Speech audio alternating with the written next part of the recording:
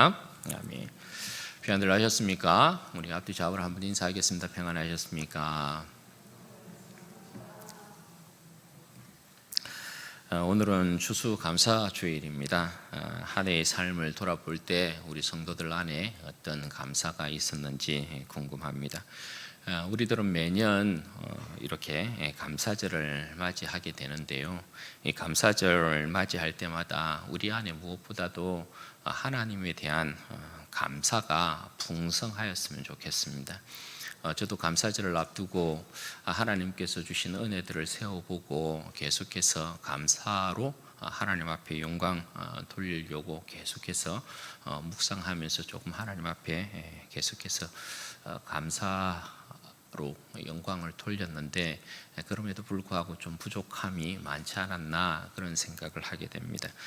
여러분, 우리가 그 어떤 찬양의 가사처럼 지난 감사절에는 불렀던 것 같은데 오늘 감사절에는 요게 좀 빠진 것 같아요. 왜 접속사로만 구성된 그 감사 찬양 있잖아요. 그래서 감사, 그래도 감사, 그러니까 감사, 뭐 이래도 감사, 저래도 감사, 뭐 요러니까 감사, 저러니까 감사, 뭐 감사 이런 찬양이 있잖아요. 그 찬양의 가사처럼 우리 성도들의 모든 삶이 하나님 앞에 감사함으로 영광 돌리는 감사가 풍성한 그런 복된 삶이 되기를 주님의 이름으로 축원드립니다. 제가 이번 다니엘 기도회를 통해서 이제 제 마음 가운데 하나 새겨졌던 내용은 뭐냐 하면, 하나님은 실패하지 않으신다라는 것입니다. 우리의 인생이 어떠한 형편과 어떠한 처지, 우리가 물 가운데로 지나갈 때도 있고 불 가운데로 건너갈 때도 있을 것이지만, 그럼에도 불구하고 하나님은 우리의 인생 가운데 절대 실패하지 않으시는 분이시다. 하나님은 그 가운데서도 일하고 계시고, 하나님께서는 우리의 인생 가운데 결국은 선한 승리를 만들어 내시는 분이시다라는 것을 다시 한번 이렇게 가슴에 새기게 됩니다. 여러분, 그러므로 우리의 삶 가운데는 하나님 앞에서 늘 감사가 풍성해야 되는 것이 맞는 것입니다. 감사가 풍성하면 그것을 하나님께서 기뻐하시고, 시편에서도 여러분 어떻게 이야기합니까? 감사로 하나님 앞에 제사 드리는 자가 하나님을 영화롭게 한다, 그렇게 말씀하고 있죠.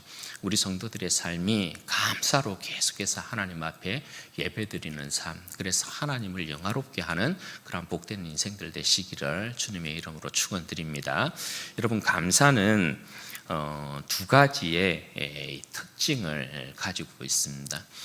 감사로 하나님 앞에 예배드리는 사람, 하나님 앞에 감사가 넘치는 사람의 이 두 가지 특징이 뭐냐면, 첫 번째가 여러분, 감사하는 사람들은 하나님 앞에서 겸손하다라는 것입니다. 여러분, 왜 이 감사하는 사람이 하나님 앞에서 겸손하겠어요? 그건 다른 이유가 아니죠. 이 감사라는 것은, 감사가 가지고 있는 성격 자체가 그 자신에게 영광을 돌리지 않아요. 그 자신에게 공로와 자랑이 있다라고 이야기하지 않아요. 감사는 여러분 전부 뭡니까? 감사는 외부로부터 자신에게 온 것으로 인정하는 것이거든요. 그러니까 자신의 공로와 자신의 지적으로 삼지 않기 때문에, 특별히 여러분 우리는 하나님 앞에 감사하잖아요. 그러면 여러분 이게 뭐예요? 우리의 모든 삶이, 우리의 모든 어떠한 일에 있어서 감사한다는 건 하나님께로부터 모든 것이 주어졌다는 걸 인정하는 것이거든요. 그러니까 하나님 앞에 모든 영광을 돌리는 것이기 때문에 이 사람은 자기의 자랑이나 교만이 있을 수 없는 거죠. 그래서 감사하는 사람들의 특징을 보면 그 사람의 모습이 굉장히 겸손하다라는 것을 알 수 있어요. 이런 사람을 또한 하나님께서 기뻐하시고, 이 겸손한 사람을 하나님께서 높이 드시는 것을 우리는 성경을 통해서 확인할 수 있다는 것이죠. 그리고 이 감사하는 사람의 두 번째 특징이 뭐냐면, 감사하는 사람은 하나님의 역사에 대한 기대를 가지고 있다라는 것입니다. 여러분, 감사하는 사람은 내 삶을 여기까지 인도하신 분 또한 하나님이시다라는 것을 인정합니다. 그래서 이 감사하는 사람들은 내 삶을 여기까지 인도하신 하나님께서 또한 앞으로의 삶도 인도할 것이다라는 것을 믿어요. 그리고 이런 사람의 삶은 곧 하나님의 선한 역사로 변해요. 왜냐하면 하나님께서 이런 사람들을 기뻐하시기 때문에 그런 것이죠. 감사함으로 내 삶을 하나님 앞에 올려드리고 지금까지 내 삶을 인도하신 하나님께서 앞으로의 삶도 인도하실 것이다 믿음으로, 하나님을 믿음으로 말미암아 하나님께서 이 감사하는 인생을 어떻게 바꾸어 놓아요? 하나님의 역사로 바꾸어 놓아요. 인생 자체를 하나님이 받으시는 하나님의 선한 역사로 바꾸어 놓는단 말이죠. 그러므로 여러분, 감사하는 인생은 하나님의 역사에 대한 기대를 가지는 사람이라고 할 수 있고, 그 기대가 곧 하나님의 선한 역사로 변한다는 것을 우리가 보게 되는 것이죠. 그러므로 여러분, 우리는 하나님 앞에 계속해서 우리의 삶을 감사할 수 있는 그런 복된 백성이 되기를 바랍니다. 여러분, 오늘은 추수감사주의를 맞이해서 오늘 다윗의 모습을 통해서 우리가 좀 은혜를 나누고 싶은데요, 오늘 본문은 다윗이 그 생의 끝자리에서 자신의 일을 다 끝내고 하나님 앞에 감사하고 있는, 하나님을 송축하고 하나님을 찬양하고 있는 그런 내용입니다. 여러분, 다윗이 생의 끝자락에서 자신의 삶을 여러분 장식하고 있는 내용이 여러분 뭡니까? 다윗이 평생 힘썼던 일이 하나 있었어요. 그죠? 그게 뭡니까? 성전 건축이었어요. 성전 건축. 다윗은 일평생 하나님의 집을 건축하고 싶어 했던 사람이에요. 그런데 하나님께서 성전 건축을 다윗에게는 허락하지 않았습니다. 왜냐하면 다윗은 전쟁을 통해서 너무나 많은 피를 흘렸기 때문에 다윗을 통해서 하나님의 성전이 건축이 되면 평화의 상징으로 그 나라가 드러나지 않기 때문에 그래요. 그래서 하나님께서 그 아들 솔로몬 때에 성전을 건축하여서 하나님의 나라가 평화의 영구적인 나라임을 그렇게 이제 드러내시려고 했던 것이죠. 그런데 다윗은 하나님의 전을 너무나 사모하는 마음이 컸죠. 그래서 자기가 비록 하나님의 성전을 건축하지 못하지만 그렇다고 해서 다윗이 그 일에 대하여서 손을 놓고 있었느냐? 여러분, 그렇지 않습니다. 다윗이 비록 하나님의 성전을 건축하지는 못하지만 다윗은 하나님의 성전을 건축하는 일에 있어서 그 생의 모든 것을 다 쏟아붓고 있습니다. 그게 뭐냐 하면 그 아들 솔로몬 때에 성전을 건축하게 되잖아요. 그 성전에 필요한 모든 준비를 다윗이 다 합니다. 여러분, 다윗이 하나님의 성전을 건축하는 일에 있어서 하나에서부터 10까지 모든 것을 다 준비하는데요, 다윗이 얼마나 세밀하게 준비하냐 하면 성전에 쓰이는 못 있잖아요. 그 못이 부족하지 않도록 못의 재료까지도 충분하게 준비하는 사람이 다윗이라는 것을 우리가 알 수 있어요. 여러분, 다윗이 성전 건축을 위해서 준비하는 내용이 사실 22장부터 기록되어 있어요. 역대상 22장부터 보면 다윗이 어떻게 내가 하나님의 성전을 건축하는 일에 있어서 모든 것들을 다 준비할 수 있을까에 대한 내용이 22장부터 쭉 기록되어 있는 것을 볼 수 있습니다. 여러분, 예루살렘에 성전이 건축이 된다는 것은 새로운 통치의 시대를 알리는 것이라고 할 수 있거든요. 성전 건축 이전에는 하나님께서 여러분 어디에 거하시고 계세요? 성막에 거하시잖아요. 성막은 이동이 편리한 임시 거처란 말이죠. 텐트예요, 한마디로. 그러니까 하나님께서 여기에서 저기로 이동하시면 텐트 바로 이렇게 걷어서 다음 또 곳으로 하나님께서 거처를 이동하셔서 그곳에서 자정하시고 그런 형태란 말이죠. 그런데 여러분, 성전은 뭐예요? 성전은 이제 하나님께서 거처를 옮기지 않는다라는 거예요. 다윗을 통하여서 하나님께서 가나안 땅을 비롯한 모든 이방의 세력들을 정복하시고 이제 하나님께서 다윗을 통한 그 나라를 온전히 이루심을 통하여서 솔로몬 때에 보아스와 야긴이라는 이 두 기둥을 완전히 이 땅에다가 완전히 강하게 세우시는 것입니다. 그래서 무너지지 않는 하나님의 성전을 예루살렘에다가 건축을 해요. 그래서 예루살렘이 하나님의 도성이 되는 거죠. 그곳에서 하나님께서 영원히 이제 다스리는 것입니다. 그러니까 하나님의 이 통치에 있어서 새로운 시대를 접어드는 것이 성전 건축이 가지고 있는 그런 의미라고 할 수 있습니다. 그런 일에 있어서 다윗이 성전 건축에 따른 모든 물품들을 준비하고 모세 때 세워진 이 성막의 모든 제도들, 질서들을 다시금 재편하는 것을 우리가 보게 돼요. 여러분, 여기에 이제 내용들을 보면 일단 다윗이 하나님의 성전을 건축함에 있어서 성전의 물품을 준비하는 것이 굉장히 어마어마합니다. 여러분, 역대상 22장 14절에서 16절까지의 내용을 보면 성전을 위해서 이제 필요한 재료들, 물품들을 다윗이 준비하거든요. 거기에 보면 성전을 위해서 다윗이 어떤 것을 준비하냐, 최상의 것들을 다 준비해요. 금을 여러분 10만 달란트를 준비합니다.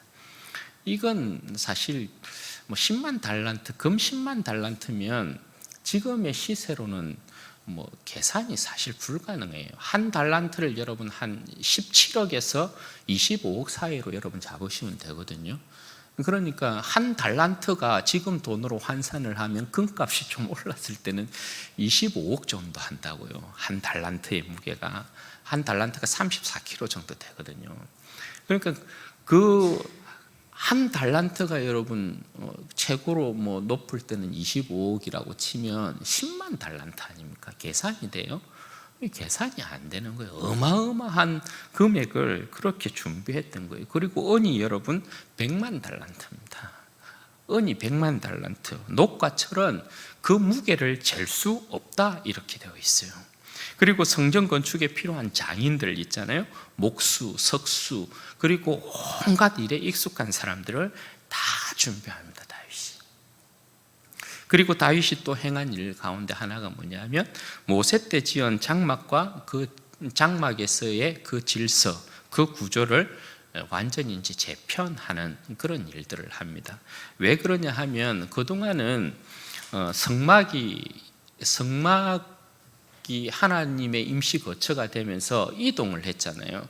그러면서 고앗 자손이나 머라리 자손이나 게르손 자손이 성막을 이동할 때는 자기들이 전부 다 성막을 지고 전부 다 성막을 걷어서 전부 다른 곳으로 이동을 이렇게 했었거든요. 그런데 여러분, 성전이 건축되면 그런 일이 필요가 없는 것입니다. 그러면 레위 자손들, 고앗 자손들이나 게르손 자손이나 머라리 자손들이 할 일이 없어지잖아요. 그럼 그들을 그냥 그대로 방치하고 있느냐? 그렇지 않아요.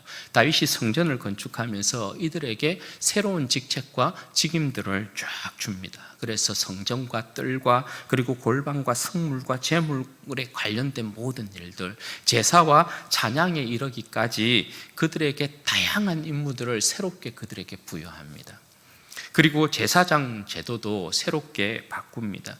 제사장들도 이때가 되면 많이 번성합니다. 그 가운데 이 제사장은 아론 계열이잖아요. 아론 계열에 있어서 엘르아살의 자손들이 좀 더 많습니다. 엘르아살의 자손이 한 16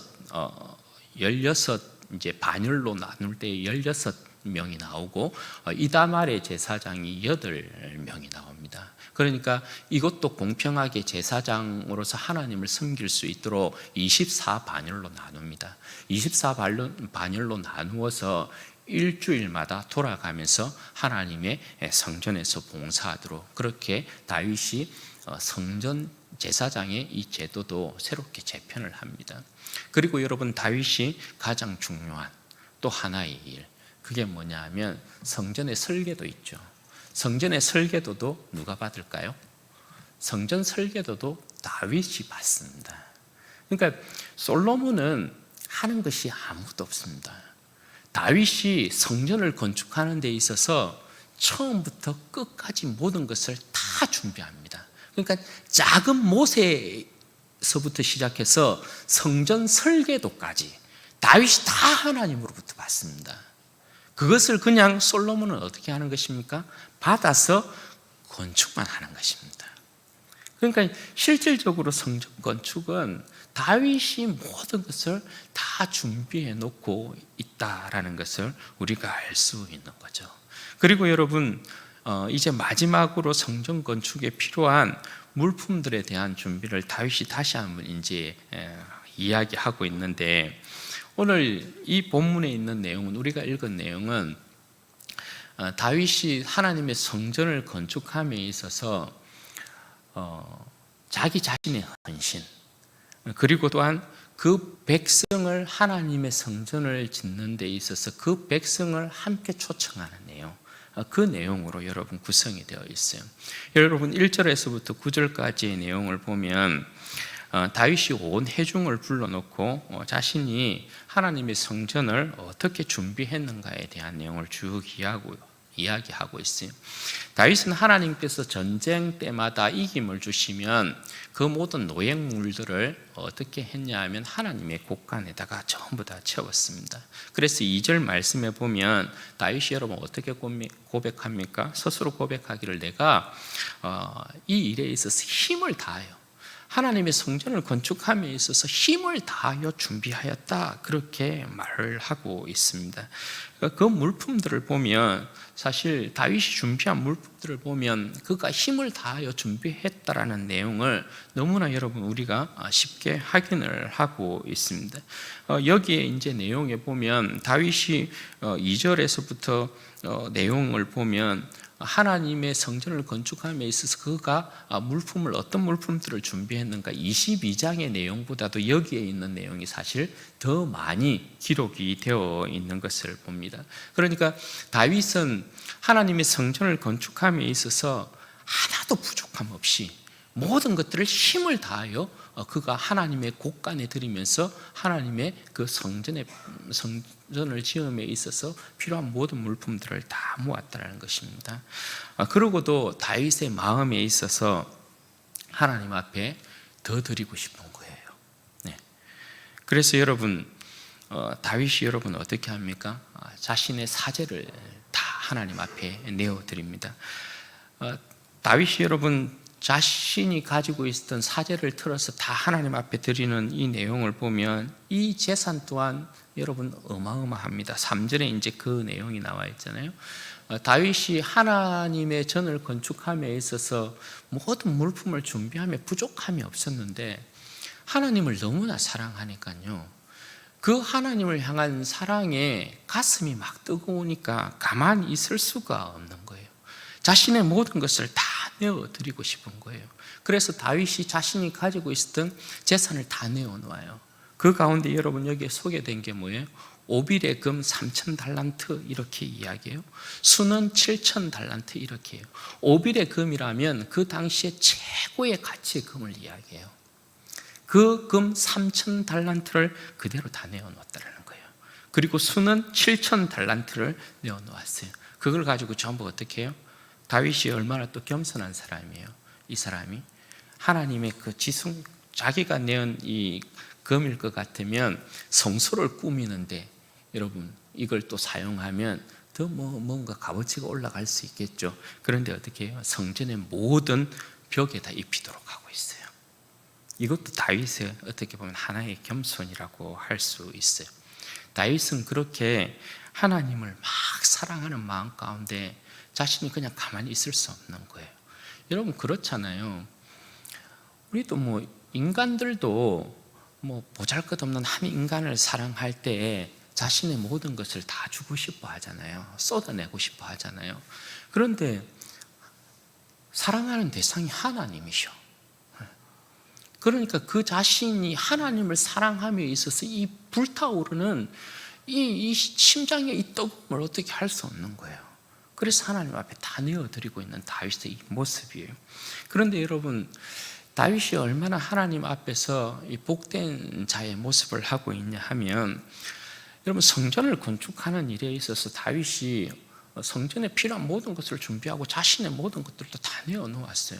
그러면 자기가 왕인데 성전을 건축하는 이 일에 있어서 자신의 공으로 전부 다 돌리고 싶지 않겠어요? 그죠? 이 자신의 지적이잖아요. 그러면 자신의 내 재산만을 다 내어놓으면서 자신이 이렇게 성전 건축했다, 이렇게 얼마든지 뽐내고 자랑할 수 있어요. 그런데 다윗은 하나님의 성전을 건축하는 이 일에 있어서 자신의 영광만으로 돌리지 않아요. 그래서 어떻게 합니까? 다윗이 이 하나님의 성전을 건축하는 일에 있어서 그 영광을 백성들과 함께 나눠요.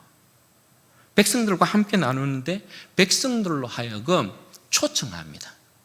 너희들도 하나님의 성전을 짓는 일에 있어서 너희들도 하나님을 사랑하니까 하나님을 위하여서 너희들이 내어놓을 수 있는 것 마음껏 내어놓아라.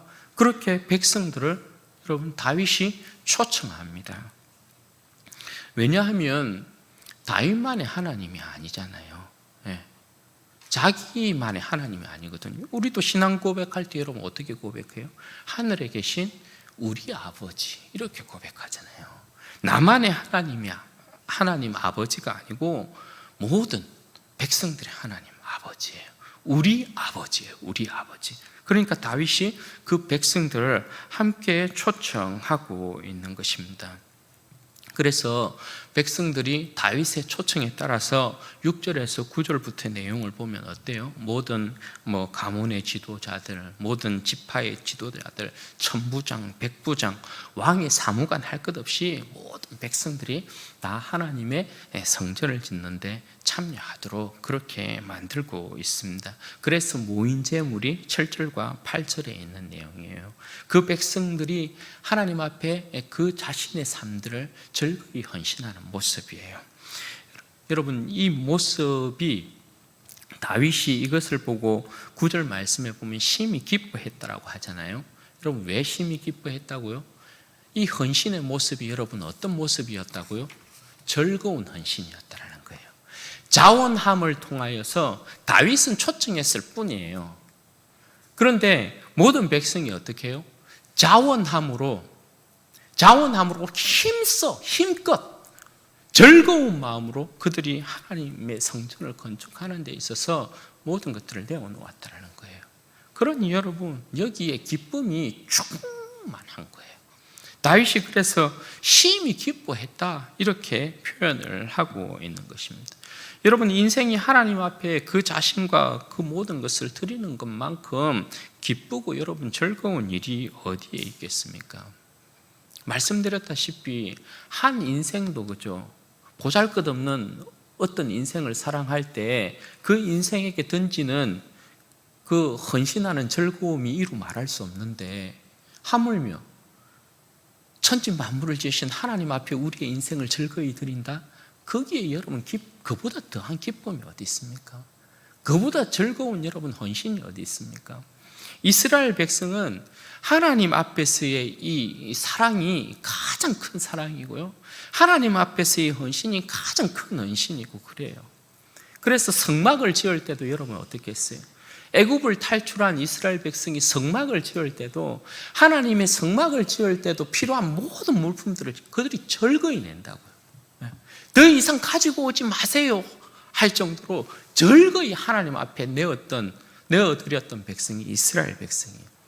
이스라엘 백성은 하나님을 그 자신의 생명과 영광으로 삼고 있는 자들이기 때문에 하나님 앞에 내어드리는 것을 아낌없이 내어드리는 그런 백성인 것이죠.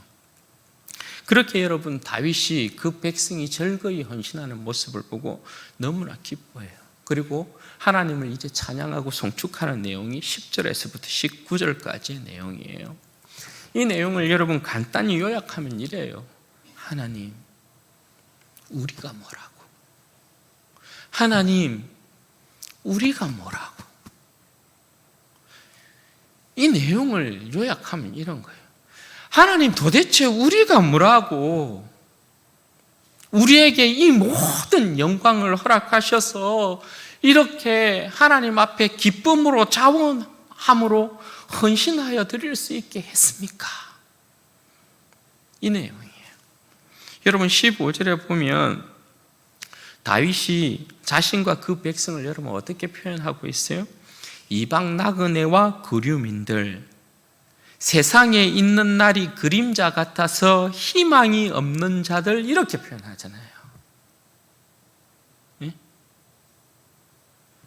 다윗이 자신을 어떻게 고백한다고요? 그 백성을 어떻게 고백한다고요? 하나님 앞에서 이방의 나그네와 거류민들, 그리고 세상에 있는 날이 그림자 같아서 희망이 없는 자들, 이렇게 표현하고 있다고요. 자신들은 그런 사람이었다라는 거예요. 하나님 앞에서 이스라엘 백성은 그런 사람들이었다라는 거예요. 그런데 어떻게 이런 미천하고 보잘것없는 이런 인생들이 그와 비교하면, 아니 비교가 되지 않는 천지 만물을 지으신 온 세상의 왕이시고 주제이시고 온 천하 만물의 머리가 되시는 이 하나님의 집을 지을 수 있는 이 일에 우리가 동참할 수 있게 하십니까? 이런 거거든요.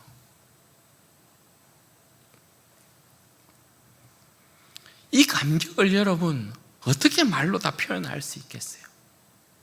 여기에 다윗의 고백을 보면 그들이 하나님 앞에 성전 건축을 위해 드릴 수 있었던 그 많은 재물들과 모든 것 하나라도 자기에게서부터 나온 것이다 주장하는 것이 하나도 없어요. 여기에 보면 다윗이 그 많은 재물들과 모든 목록들 있잖아요. 그것이 다 누구에게로부터 왔다고 고백해요? 하나님께로부터 왔습니다. 이렇게 고백해요. 겸손한 사람의 특징이 여러분 그대로 나타나 있지 않아요? 자기의 것이라고 주장하지 않아요. 자기는 알아. 내가 정말 미천한 사람이고 보잘것없는 사람이라는 걸 다윗은 너무나 잘 알아요. 다윗은 그의 고백에 보면 자기의 왕됨도 마찬가지. 미천한 여러분, 양의 똥을 치우고 있었던 사람이었는데 하나님께서 그를 이스라엘 왕으로 세웠어요. 그러니 하나님 앞에서 어떻게 교만할 수 있겠냐고요. 그런 고백하고 있는 거죠. 여러분, 다윗은 분명히 알고 있어요.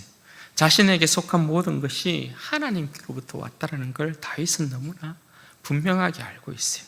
10절에서 12절까지의 내용을 보면 여러분, 다윗이 하나님께로부터 모든 것이 왔다라고 고백하면서 하나님을 송축하면서 하나님께 속한 10가지의 것을 언급해요. 여러분 11절의 말씀에 보면 여러분 어떻게 이야기하고 있어요? 여호와께 속한 것, 위대하신 권능, 영광, 승리, 위엄, 주권, 이렇게 이야기해요. 12절에 보면 여러분 뭘 이야기해요? 부와 귀. 귀는 존귀한 걸 이야기하는, 존귀함을 이야기하는 거거든요. 부귀가 주님께 있다 이렇게 해요. 권세와 능력 주님께 있다 이렇게 이야기해요. 총 10가지를 이야기해요. 그런데 이 10가지를 무엇과 연결을 시키냐면 여러분 그 뒤에 보면 어떻게 되어 있어요?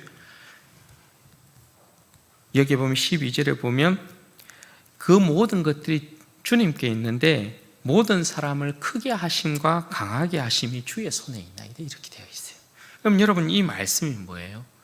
하나님께 속한 이 10가지의 이 모든 건요, 이 모든 것이 어떤 사람에게 주어지면 어떻게 된다는 거예요? 그 사람은 크게 되고 강하게 된다는 걸 이야기해요. 그런데 하나님께로부터 이것이 주어지지 아니하면 그 어떤 사람이든지 간에 어떻게 된다고요? 작게 되고 약하게 된다는 걸 이야기해요. 그러니까 사람의 크게 됨과 강하게 됨이 누구의 손에 있는 거예요? 하나님의 손에 있는 거예요. 하나님의 손에. 다윗은 철저하게 이 부분을 하나님 앞에 고백해요. 그러니까 이 고백은 여러분 뭐겠어요? 자기 자신의 잘남은 자신의 것이 아니라는 거예요. 하나님께로부터 왔다라는 거예요. 하나님께로부터. 이게 겸손한 사람의 특징이죠.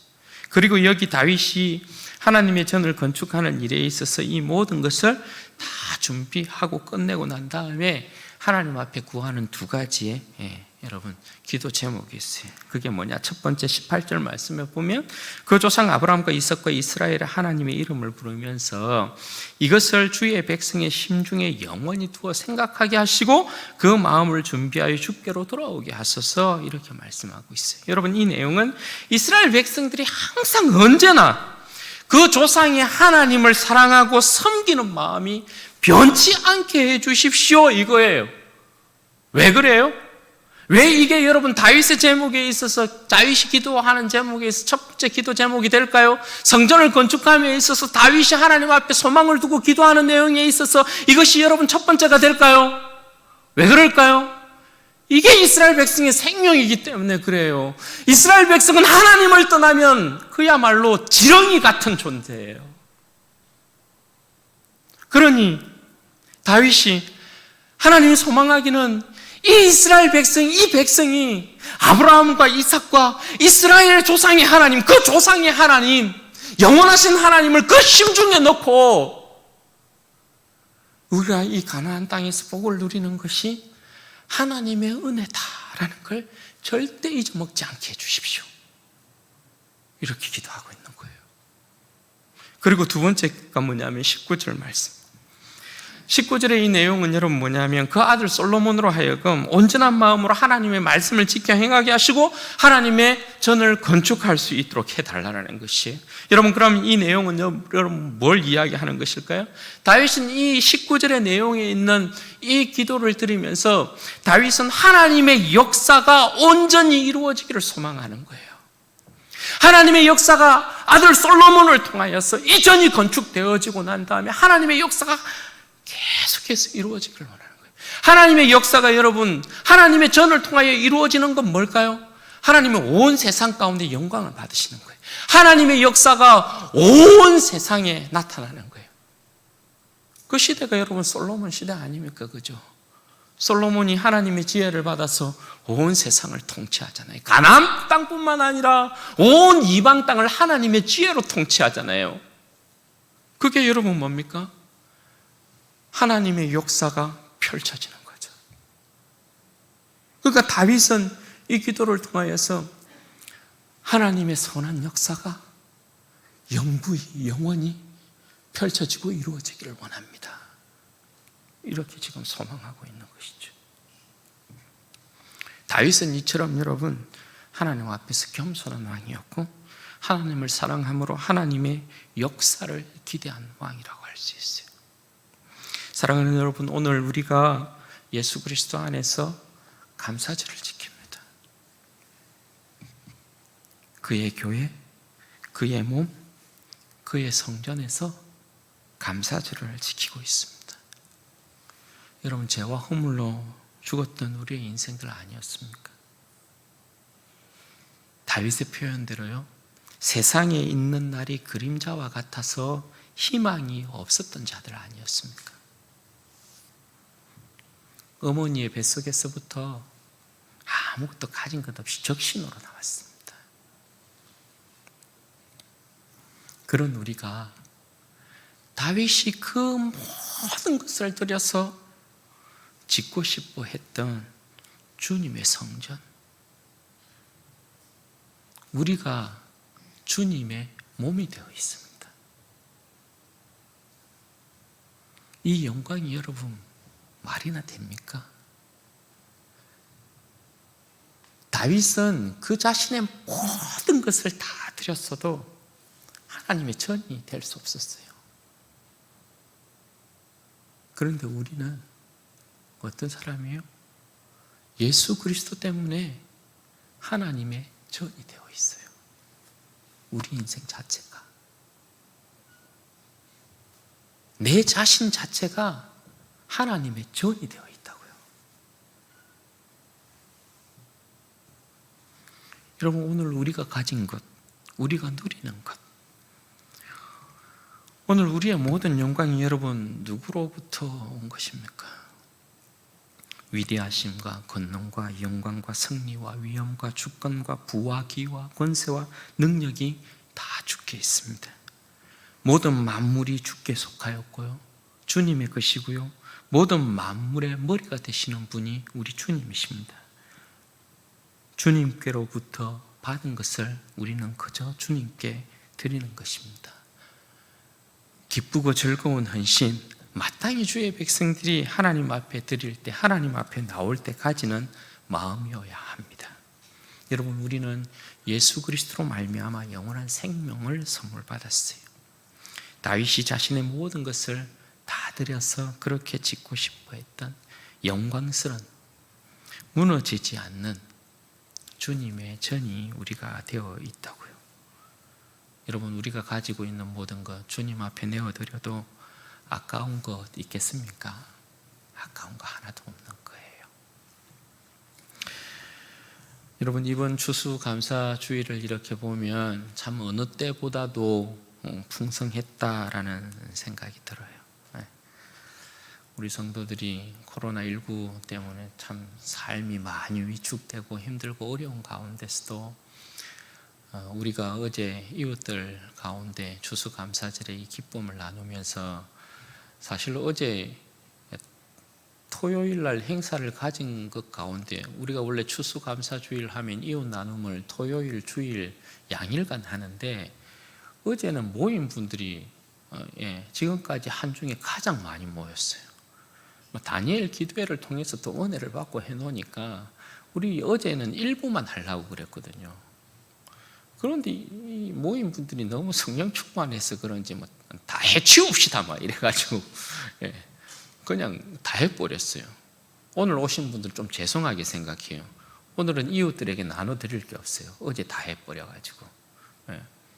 우리가 매년마다 예수 그리스도의 생명을 이렇게 나타내고 있다는 게 이런 건 너무나 감사한 것이고요.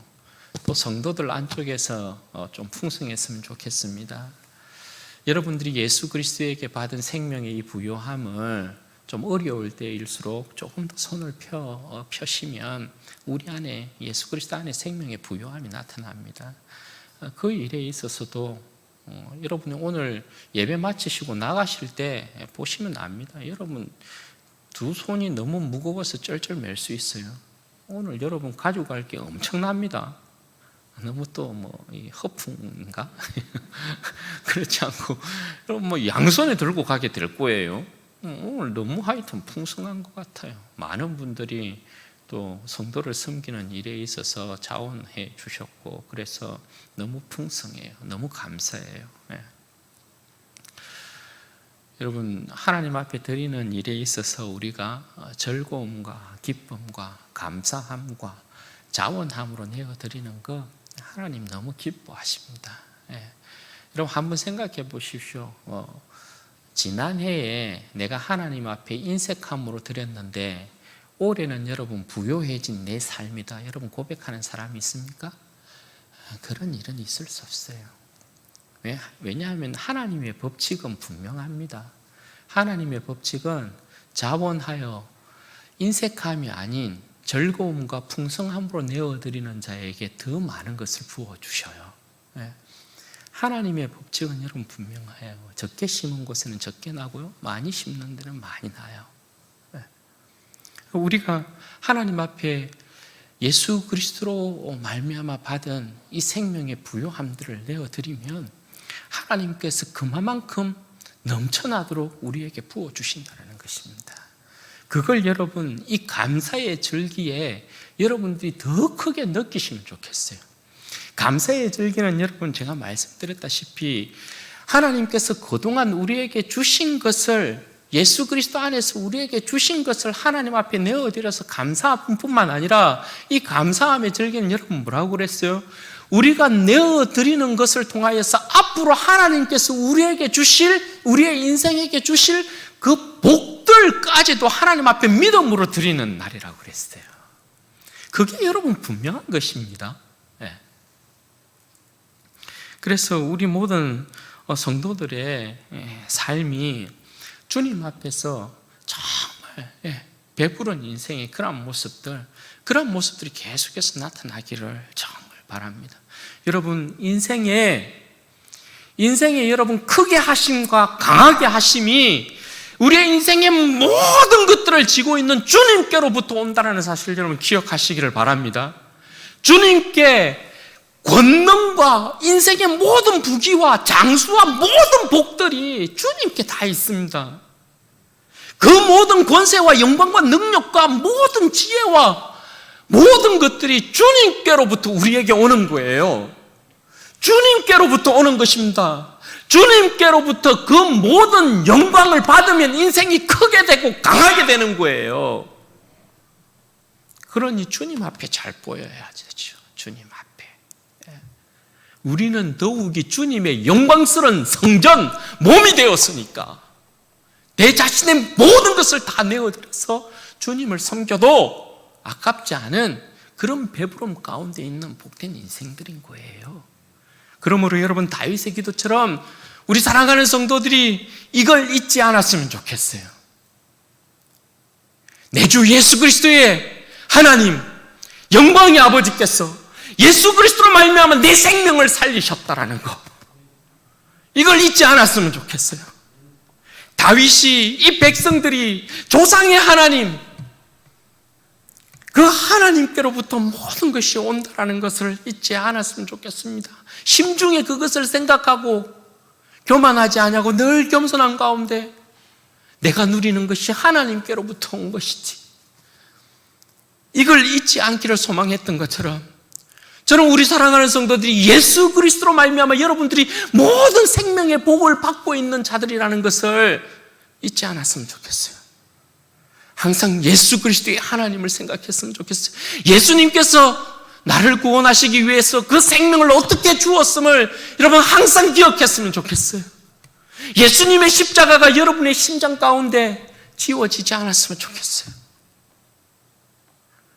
예수님이 나를 위하여 그 생명을 주셨는데 내가 가지고 있는 내 소유의 이까지 것 주님 앞에 내어드리지 아니할 이유가 없는 거지. 내 생명 주님 앞에 내어드리지 못할 이유가 없는 거지. 그렇게 생각하고 주님을 섬겼으면 좋겠어요. 그것이 내 생명의 영광이라는 걸 알았으면 좋겠어요. 그리고 여러분, 우리의 삶이 주님 앞에 온전히 드려짐으로 말미암아 감사함으로 우리의 인생이 주님 앞에 드려짐으로 말미암아 주님께서 내 인생을 가지고 하나님의 선한 역사를 만드실 것이라는 걸 기대했으면 좋겠어요. 여러분, 우리가 다니엘 기도회를 통하여서 하긴 했던 게 뭐예요? 주님의 역사는 사람을 비해서 어떠한 우주 공간에서 다 펼쳐지는 그러한 하나님의 역사로 이루어지는 것이 없습니다. 주님의 선한 역사는 모두 사람들을 통하여서 이루어지는 것들이에요. 여러분 보시죠. 간증을 하는 모든 사람들의 그 인생 가운데 달리는 열매들을 통하여서 하나님의 나라가 어떻게 여러분 형성되는가 여러분 보셨죠? 말을 할 수 없었던 그 인생에게 하나님께서 입술을 열게 만드셔서 그 인생으로 하여금 젊은이들을 세워가게 하는 그 역사를 여러분 보십시오. 아프리카 곳곳마다 여러분 아이들에게 그림을 그리게 만들면서 그것이 하나의 전시회로 이루어지고 그것으로 사람들이 위로를 받고 하나님의 나라가 여러분 확장되어지는 그 그림, 그 모습을 한번 보십시오. 그러므로 여러분, 하나님의 역사는 모두 하나님께서 부르신 그 인생들을 통하여 이루어진다는 사실. 그러면 여러분, 우리가 예수 그리스도 안에서 부름을 받았다는 건 여러분 뭘 이야기합니까? 내 인생 자체도, 보잘것없는 내 인생 자체도 하나님 앞에 감사함으로 내 인생을 내어드리면 내 인생이 하나님의 선한 역사로 쓰임받는다는 사실이요. 그걸 여러분 알고 계셔야 해요. 아이, 내 가진 인생이 뭐 하나님 앞에서 뭔 하나님의 선한 역사가 되고 하나님의 나라가 되고, 아유, 뭐 보잘것없는 내 인생이. 그렇게 생각하시죠 다들? 나는 그렇게 생각할 수 있어. 그런데 하나님의 손에 잡힌다는 그런 게 아닙니다. 제가 우리 청소년들 사역할 때 우리 아이들한테 예를 들어주는 것들이 있어요. 저는 그림 굉장히 못 그리거든요. 제가 여러분 하얀 도화지에다가 그림을 그린다면 이 그림은 그 누구도 보지 않고 그냥 쓰레기통에 집어 던져버릴 거예요. 그런데 여러분, 유명한 화가가 고우가 한번 붓질을 이렇게 샥샥샥 해가지고 이상하게 그려놓은, 우리가 보기에는 정말 이상한 그림인데 그거 딱 그려놓고 딱 사람들한테 보여주면 여러분 뭐라고 그래요? 그것을 작품이라 한다고요. 작품.